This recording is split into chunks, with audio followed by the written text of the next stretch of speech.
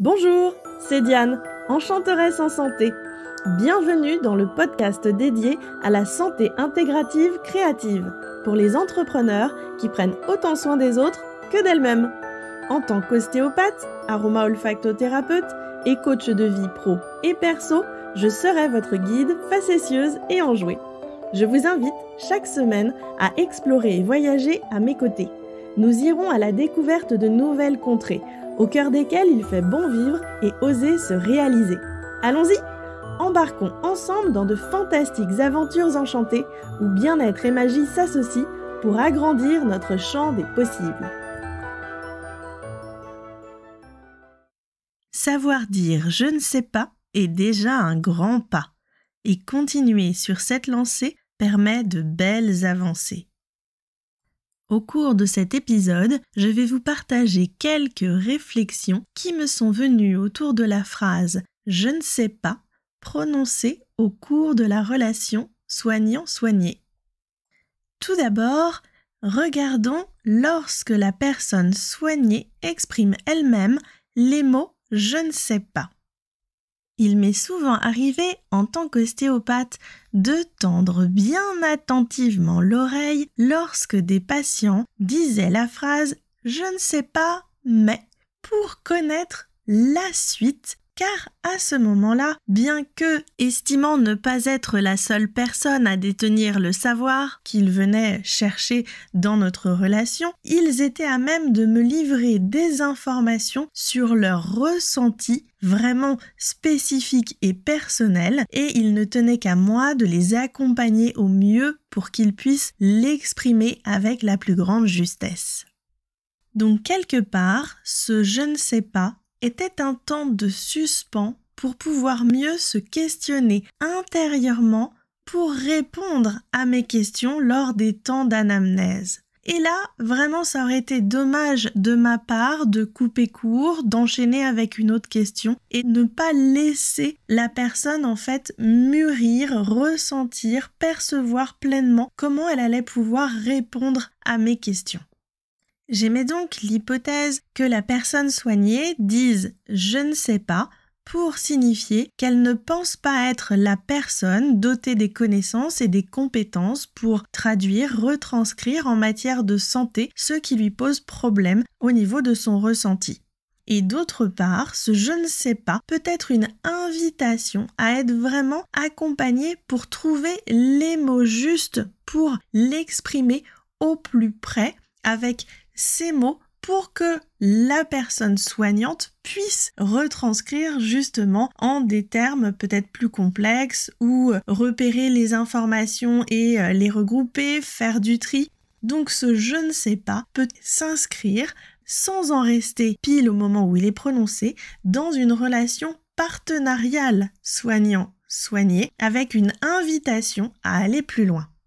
Car en tant que personne soignée, c'est un exercice que l'on n'a pas forcément l'habitude de faire, de dire ce que l'on perçoit, ses sensations physiques, ce qui se passe dans son corps, dans sa tête, et de trouver l'ensemble de la palette des mots qui peuvent qualifier son ressenti. C'est pourquoi c'est vraiment important quand il y a la phrase « je ne sais pas » de prononcer qu'en tant que soignant, on soit en alerte pour pouvoir aiguiller, questionner, inviter la personne soignée à s'exprimer et à nous faire part de son ressenti sans se sentir bridée, gênée par les mots qu'elle va elle-même utiliser. Même si ce sont des images, il y a énormément de choses pertinentes qui ressortent quand une personne va dire « je ne sais pas » et qu'on ne la coupe pas et qu'on la laisse prolonger son propos.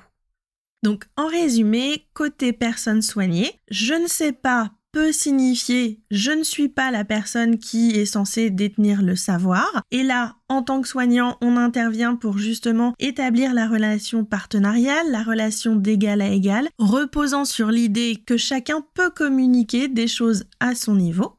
Je ne sais pas peut également signifier un temps de suspens en fait, pour avoir besoin de plus d'accompagnement, pour pouvoir justement exprimer son ressenti. Et je ne sais pas peut simplement mettre en évidence qu'à notre connaissance, on ne dispose pas d'éléments pour répondre à la question. Voici donc les 3 cas de figure qui me sont naturellement venus en tête suite à réflexion, et il est fort probable qu'il en existe également d'autres. Passons à présent à la phrase « je ne sais pas » prononcée côté soignant. Alors, côté soignant, dire « je ne sais pas » n'est pas forcément évident parce qu'on a rarement appris à le faire. Dire « je ne sais pas », c'est énoncer clairement qu'on a des limites, qu'on est humain et donc que naturellement, on n'est pas doté d'une connaissance absolue. Dans la relation à soi et à l'autre, c'est faire preuve de sincérité, de respect et de prise de recul. Oser dire « je ne sais pas », c'est également mettre en évidence une certaine vulnérabilité. Et tout le monde n'est pas automatiquement à l'aise avec cette idée de prime abord. La phrase « je ne sais pas » fait référence au savoir, au savoir-être, au savoir-faire et peut être reliée aux connaissances, aux compétences et à l'expérience.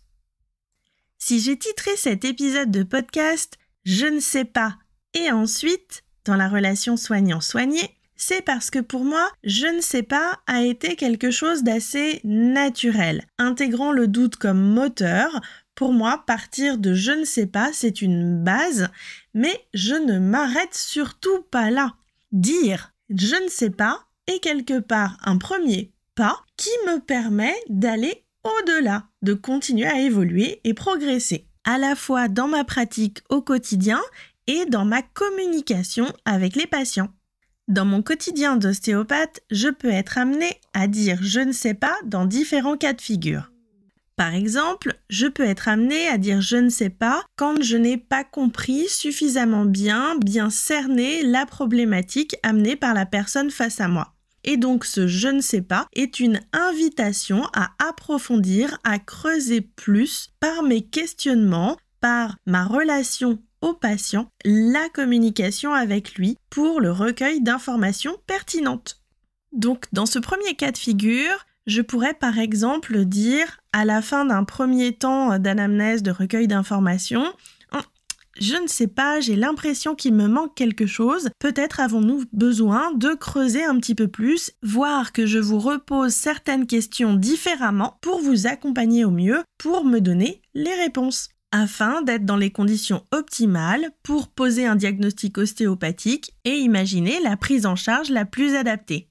Deuxième cas de figure, c'est lorsque l'on sent qu'on arrive à un plafond dans ses compétences, ses connaissances, son expérience que l'on est en mesure d'apporter au patient et qu'on a besoin d'un temps pour pouvoir justement acquérir, améliorer tout cela.